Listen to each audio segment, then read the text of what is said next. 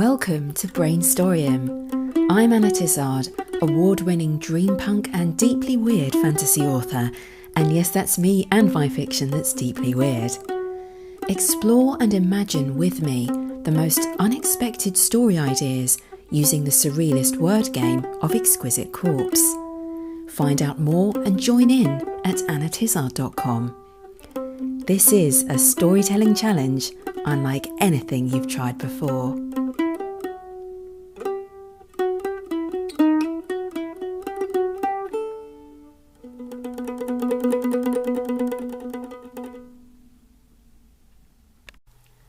Hello, imaginative people. I am Anna Tizard, and this is episode 25 of Brainstorium.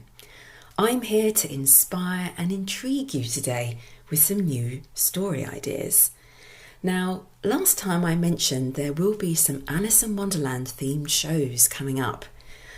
I'm going to launch these at the same time as the new logo for Brainstorium, which my cover designer, Emily's World of Design, is busy putting together as we speak. I'm so excited! It's taken a little while for me to hone down my ideas and decide that, yes, I think the Cheshire Cat needs to be in there for sure. I'm not very good with visual arts, so while I knew all along I wanted an Alice in Wonderland vibe, it took me some time to work out exactly what that looks like. Thank goodness for the patience of cover designers. Anyway, it shouldn't be too much longer now, and I'm hoping this will all be ready in time for the next episode of Brainstorium. Because Alice in Wonderland just kind of carries the curious, playful, yet haunting and peculiar vibes of Brainstorium and my stories and my style of writing. It just feels right to reference Wonderland here, so podcast browsers get a hint of what's coming when they see my logo. Now, I've also been thinking about your experience of the show, and that if I really am encouraging you to put pen to paper or fingertips to keyboard, whether you're an experienced author already or if you haven't written anything creative since school, maybe I should also include details of upcoming opportunities to publish short stories when I come across them. The magic of the internet causes me to stumble across these opportunities from time to time. And it's a fact that literary magazines and small indie published anthologies are among the easiest and quickest ways to get your stories published and read by an audience. It might not be a big audience, the publisher may not be able to pay you anything necessarily, but if you just want to get your stories out there, this is one way to do that.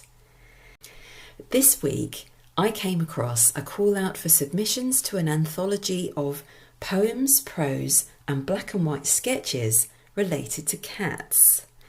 I almost feel like I came across this because I was thinking about the Cheshire Cat, sending out cat vibes. Anyway, if you can write a story about a cat, or even a story that pokes fun at cats, if you're writing from the perspective of a dog lover, they've actually said that they're open to that. You can email Sean at the email address I'll put in the show notes by the deadline of 1st of May 2023. All proceeds will go to an organisation called All About Animals. So just to clarify, I don't know Sean or the charity. This is just information I'm passing on from his advert that I found on Twitter. As with any call for story submissions, it's up to us as individual writers to decide what we want to do with our stories and where and how we choose to publish them. But whether submitting to this anthology or not, the adverts, or maybe my preoccupation with the Cheshire Cat, made me think, just as an experiment, is there going to be a cat in our story brainstorms today, I wonder? Or what might happen if we deliberately introduce a cat to a story idea, or a cat-like person, someone with those characteristics? Mysterious creatures, rather contrary, very independent. Now, I love cats, but it does amuse me how contradictory they are. They are the cutest killers. We just melt when we see a video of a kitten playing, even though it's actually practicing hunting and killing another animal, and not necessarily quickly or humanely. Is it weird that we find that cute? I think it's weird, and I really love cats. Killers, cuteness, superstition, contrariness, independence. Let's see if anything crops up along these lines as we reach into the socks of destiny.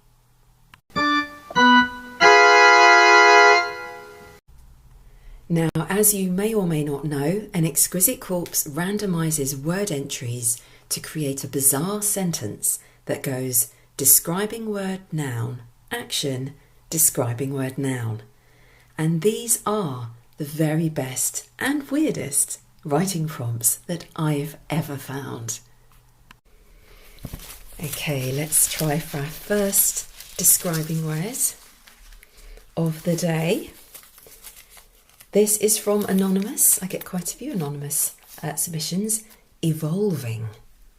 Ooh, interesting first word to begin with. Let's try for our noun. What or who is evolving? This is from Fraser Armitage. If I can prise it open. Silence. Wow. The evolving silence. Goodness me. Okay, that is a very interesting word combination. It reminds me of The Empty Danger somehow. The name of my first book.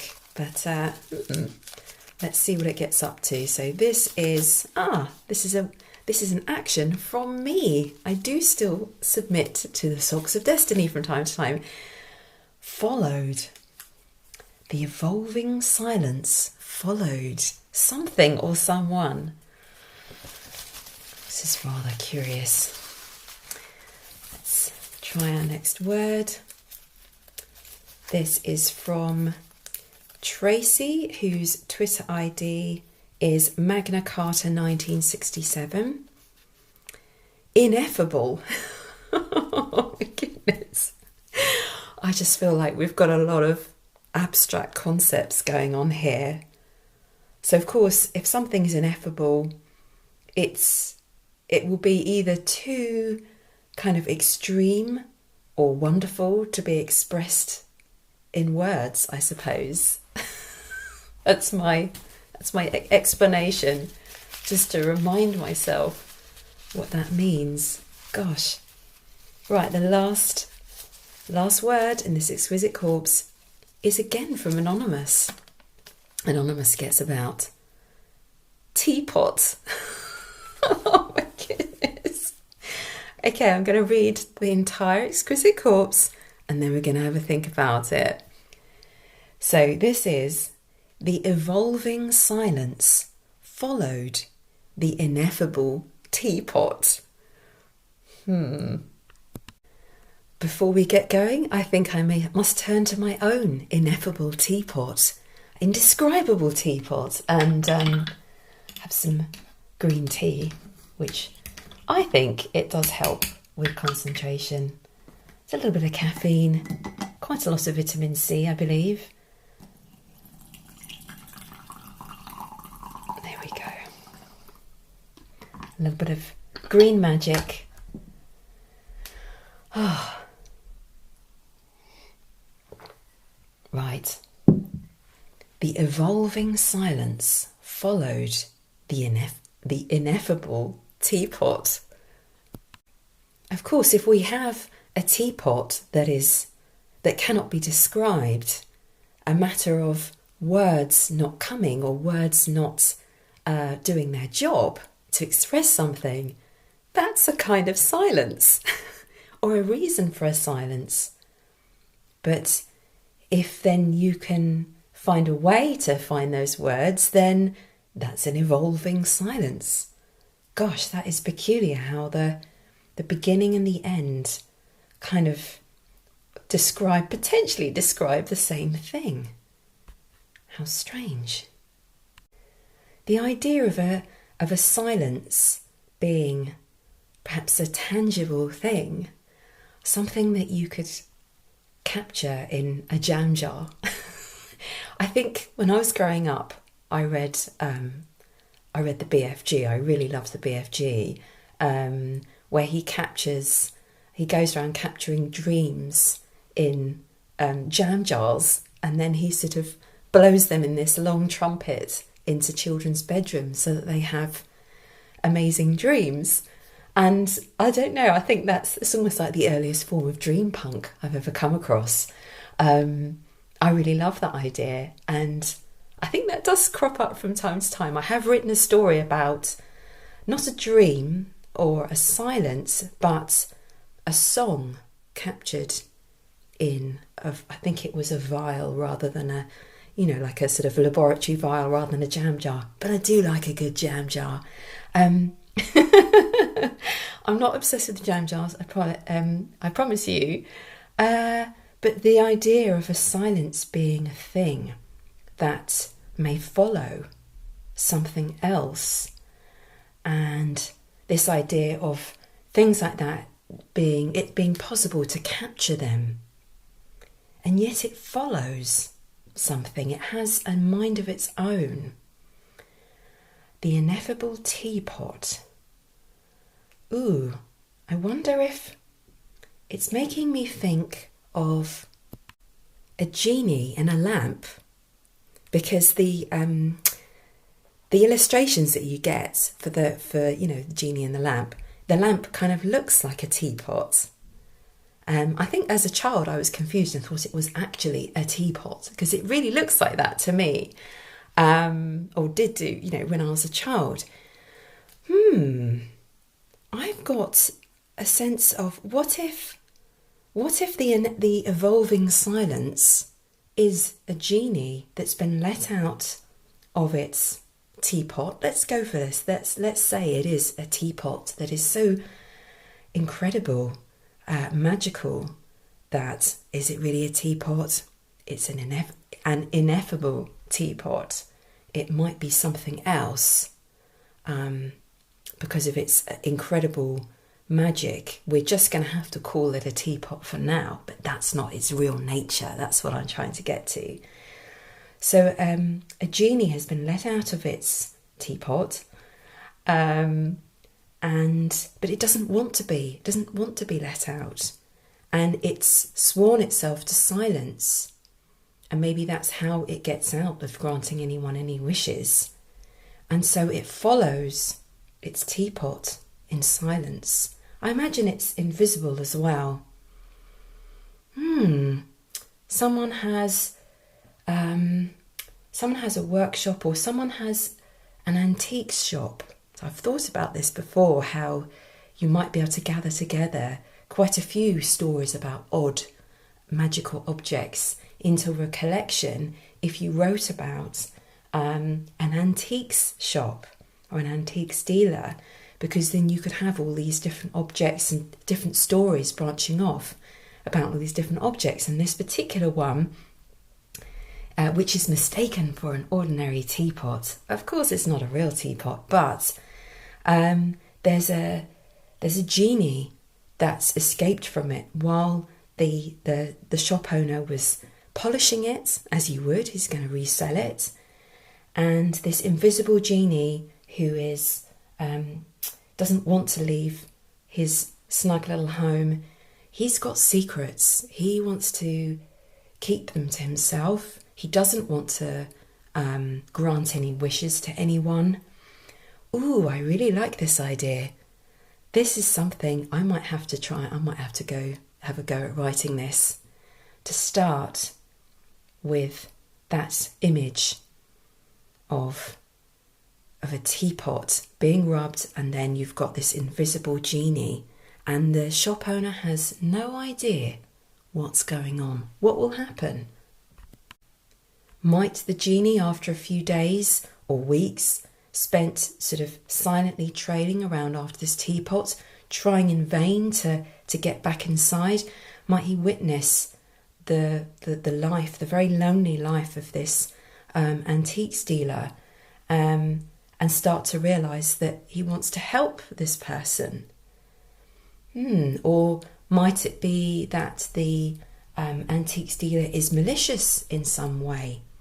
Maybe he knows that there was a genie in there, but hasn't realised that it's actually come out because it's invisible. Maybe he has cunning plans to do something evil, steal something very valuable, and he believes that the genie can help him. Or perhaps he's got other problems in his life that he wants to solve. It could be anything. This is a really good writing prompt. I like it very much, but I'm still going to drink some more green tea because I definitely need some. Right, I think it's time to move on to the next Exquisite Corpse. Okay. First word is from a Twitter ID, I'm Mr. Eric. Unfathomable. Okay, so we go from ineffable to unfathomable. Something you cannot describe and something you cannot even imagine. Let's see how this goes. This is, if I can disentangle it, this is from Athena. Emperor, the unfathomable emperor.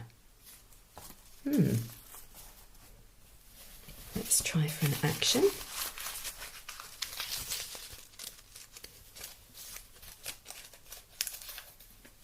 This is from Paul Thomas. Solved the murder of. Ooh, that's a good action. Next describing word is from Twitter ID EdgeOErin1. Romantic. A romantic murder, or a person who is murdered who was just romantic.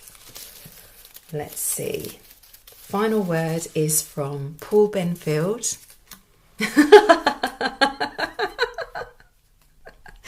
Armchair.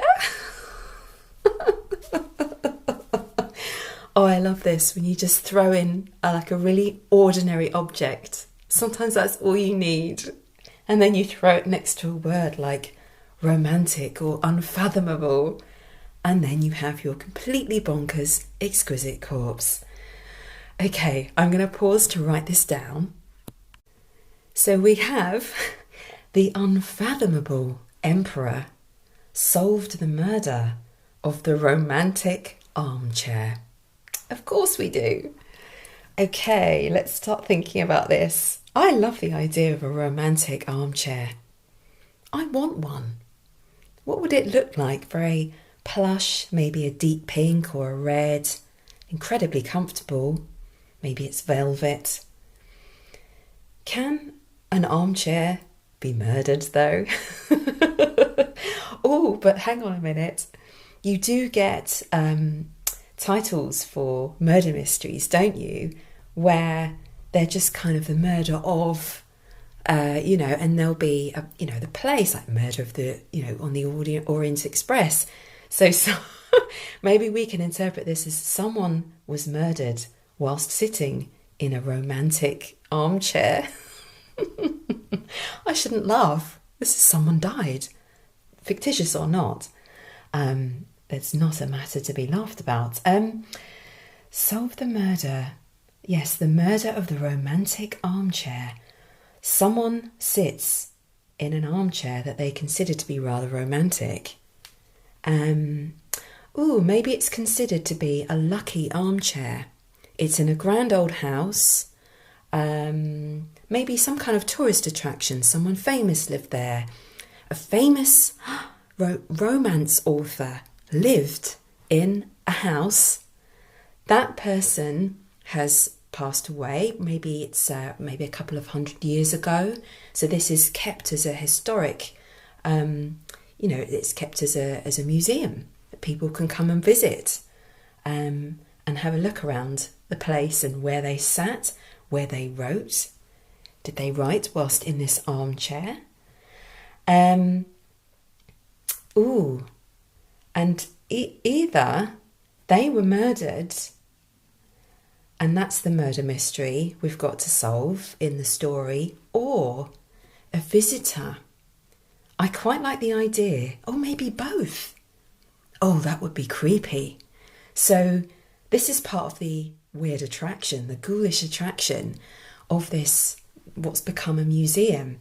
It's like a national treasure sort of thing. Like, you go round to this house, you pay for a little tour around the place, you have a look, in this fantastic library they had, have a snoop around, the bedroom, the bathroom.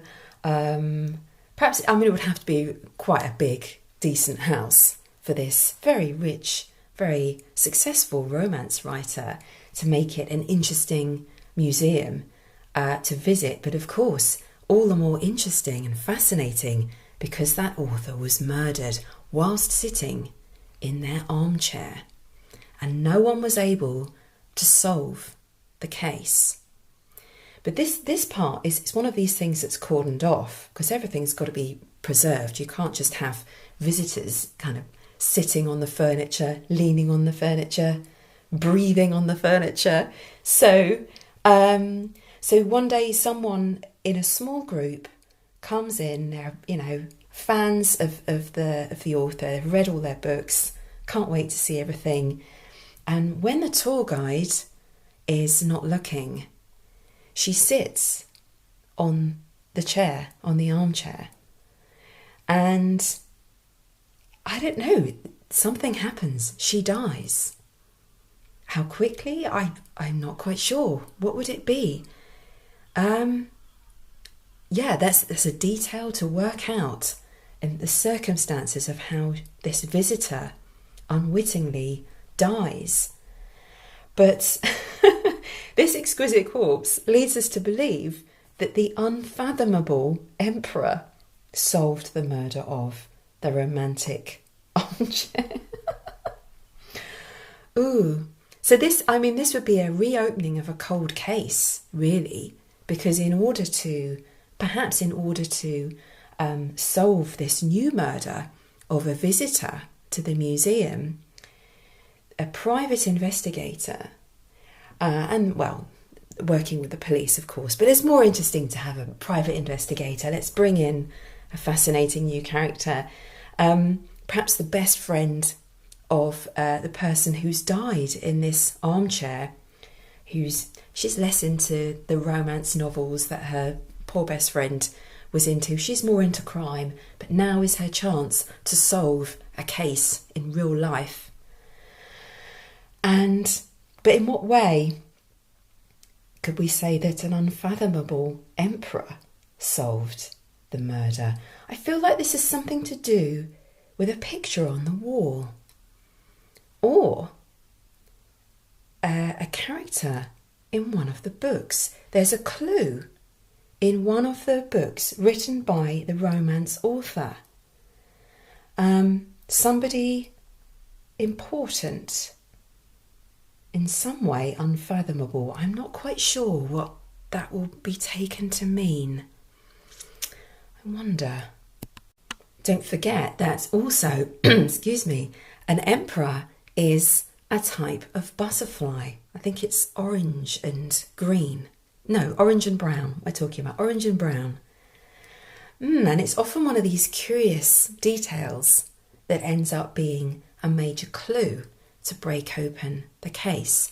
Is it a picture of a butterfly or a picture of an actual emperor on the wall that seems to watch the whole scene?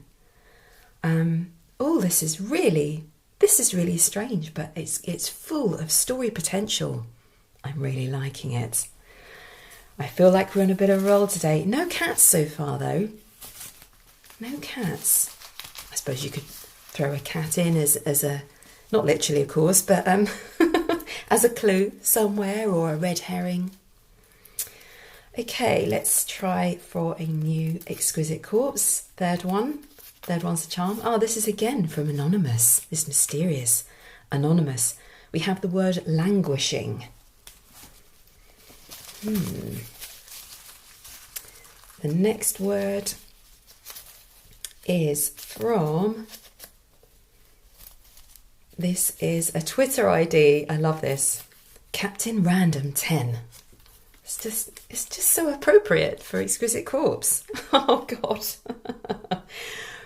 Baobab tree. Okay, so the languishing baobab tree. Okay, let's not judge. Let's just go straight to action before we start wondering how we're going to fit a tree into all of this. The next, phrase, because this is the action part, is from Mariah. Searched for a mystery with. Let's move on swiftly to the describing words. Oops. This is again from I'm Mr. Eric. Gelatinous. Okay, people, this could get sticky. All right, final word, final noun. From the noun sock. And this is from, again, this is from Mariah. Wanderer. I suppose gelatinous is not going to work that brilliantly with any particular noun unless it's jelly, But anyway, let's have a look at the entire Exquisite Corpse. The languishing baobab tree searched for a mystery with the gelatinous wanderer.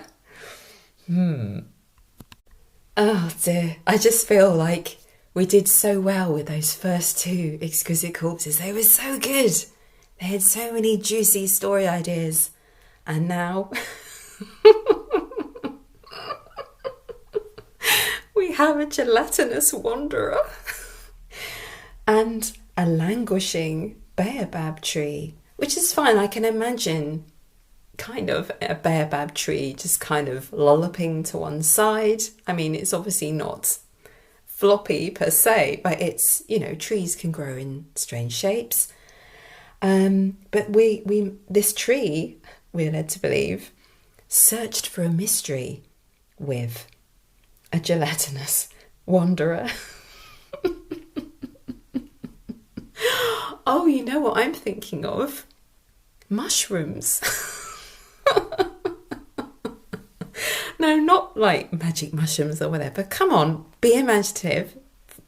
Come with me on this. So, a gelatinous wanderer, okay, near a tree, or just what a tree may search for in a way with its roots, because they do. These plants communicate with each other. It's fascinating. If you learn a little bit about fungi, they connect under the ground. They send messages to each other about threats and all sorts of things. What's the name of them? Mycelium. That's it. Mycelium. And that is our gelatinous wanderer. It creeps under the ground. There are secrets under the earth that we know nothing of. The world of plants, roots, has a special kind of language, a knowing, of which we have no real understanding. Is it a dream world? Is that how mycelium exist, communicate? Do they think? Is it significant that Alice's Adventures in Wonderland was originally Alice's Adventures Underground? Because she goes down the rabbit hole under the earth to find secrets that the ordinary daylight world, the conscious world above, knows nothing about, or very little, or is in denial of. But let's make this a story. A baobab tree bends in the wind. It's languishing. Maybe it collapses to the sides during a hurricane. And by some strange natural mutation, it begins reaching its branches under the ground, where its roots mingle with the fungi, the mycelium that grow there. A pale, spidery network. What if it unearths buried treasure or a shallow grave? Ooh. Okay. So where are the cats in these stories? Let me see. Just have a quick look on my notes. There were no cats, but can we expand the stories? Can we make them more interesting by throwing some cats in there? Literally or not literally. Let's not throw cats. So the first one, just to go over these, the evolving silence followed the ineffable teapot. The antiques dealer in the shop. Perhaps he has a cat. Not sure if that really adds anything. But I did love that idea with the genie. The silence following him around. Interesting. And then I think probably my favourite one today was the unfathomable emperor solved the murder of the romantic armchair. What if there's a cat that lives at the museum, lives in the house? It's a kind of curiosity to have. Yeah, we've got a cat, in this museum. The cat goes where it likes. But the visitors may not. They have to stand behind the little ropes separating out their furniture. And what if it's the cat that, I want to say, lures this character, past the barriers to go and sit on the armchair? But, it's not consciously doing that. It's just got its little tail in the air saying, hey, follow me. But the visitor takes the bait and finds herself going beyond the barriers and ends up sitting down. Just thinks, well, I've come this far. I'm going to sit on this famous armchair. Just because the tour manager has turned her back, and then death comes to her. Ooh. Okay. So maybe you could throw a cat in there. I can't see any cats for the last one, but that's an interesting idea. The languishing baobab tree searched for a mystery with a gelatinous wanderer. These fungi who draw up secrets from under the earth, whatever those secrets may be. So, plenty of juicy story fodder today. Not necessarily about cats, but that's fine. Just for your own enjoyment and for the possibility that maybe you might put it out into the world somehow, publish it somehow one day. Just give it a go. Maybe 20 minutes, sit down with a pen and a pad or with a laptop or other device and just see where the idea takes you. Start with a single image in your mind and just write that image and see what it suggests to you, what comes up to you from the depths of your unconscious mind. Okay, well, I hope that has inspired you today, and you find time to explore some of your creativity and let your imagination expand into a story. Until next time, go forth and be inspired.